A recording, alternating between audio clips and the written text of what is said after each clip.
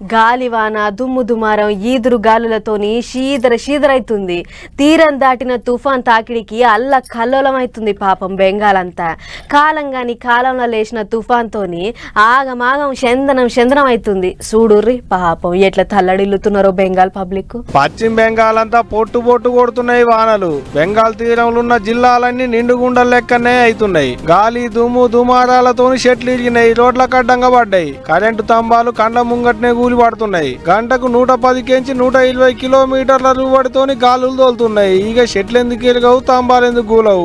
ఏడ చూసినా రోడ్లన్నీ చెరువులను తలపిస్తున్నాయి. మోకాళ్ళ లోతు నీళ్లల్లో బండ్లు కార్లు మునిగిపోవుడుతోని నానా తిప్పల పడుతున్నారు అక్కడి పబ్లిక్. రోడ్ల మీద ఆగిన నీళ్లను కాలువల పొంట పంపించేందుకు మరమ్మతులు చేస్తున్నారు అధికారులు. ట్రాఫిక్ పోలీసు కూడా ఇగో ఇట నీళ్ల గుంటలు కనపడవు కాబట్టి ఆడికాడికి హెచ్చరిక బోర్డులు పెడుతున్నారు. బంగాళాఖాతంలో లేచిన రేమాల్ తుఫాన్ చేయంగా గిట్ట అవుతుంది. అక్కడ అంతా ఆగమాగం చందనం. గాలి ఈడ్చి తోలుడుతోని పంటలు పండ్ల తోటలన్నీ ఆగమాగమై నేల పాలవుతున్నాయి. అధికారులు ఒలుకులు కప్పుకొని పోయి ఇగో ఇట్ట గాలి కడ్డంగా పడ్డ చెట్లను పక్కకు గుంజేస్తున్నారు. ఇక ఇదిట్టుంటే ఇటుకి దుమారాలకు మొగులంతా నల్ల మబ్బులు గమ్ముడుతోని కోల్కతా విమానాల స్టేషన్ల విమానాలను యాడియాన్నే ఆపేసిర్రు. మొగులు మీదకి ఎగరొద్దని అధికారులు ఆర్డర్లు వేసిర్రాట.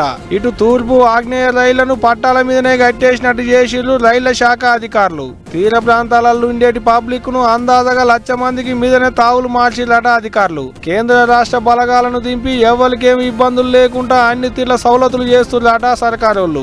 బంగాళాఖాతంలో లేచిన గీ రేమాల్ తుఫాను ఉత్తరం దిక్కుకెళ్ల రూవడి మీద ఊరికొచ్చి పశ్చిమ బెంగాల్ ని పొట్టు వాయిస్తుంది. ఇటు మంగళవారం వరకు ఒడిస్సా, పశ్చిమ బెంగాల్, మేఘాలయ, త్రిపుర రాష్ట్రాలను చుట్టుముట్టొచ్చు అంటున్నారు మొగులు అధికారులు. పబ్లిక్ అంతా పైలంగా ఉండాలని హెచ్చరికలు పంపించారు. మరి చూడాలకి తుఫాన్ తోని ఇంకెన్ని తిప్పల పడాల్సి వస్తుందో ఏందో అనేటిదిగా.